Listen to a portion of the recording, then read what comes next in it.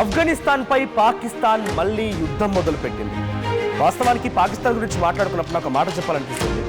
తలపై రూపాయి పెడితే పైసాకి పనికిరాని వదవ పాకిస్తాన్ లాంటి వాడు మళ్ళీ వాడే ఇతర దేశాలపై దాడులు చేస్తూ మేము ఉగ్రవాదుల చేత బాధించబడుతున్నాము, మేము ఉగ్రవాద భారతదేశం అని చెప్పి పైకి ప్రేలాపాలు పలుకుతూ ఉన్నారు.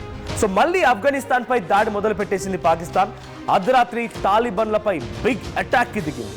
కునార్ ప్రావిన్స్లో అర్ధరాత్రి బాంబుల వర్షం కురిపించింది పాకిస్తాన్. ఎయిర్ స్ట్రైక్స్తో 10 మంది మరణానికి కారణమైంది. నిన్న పెషవార్ అనేటువంటి ప్రాంతంలో పేలుళ్లకి ప్రతీకారంగా ఈ దాడి చేస్తున్నామని పాకిస్తాన్ అంటోంది.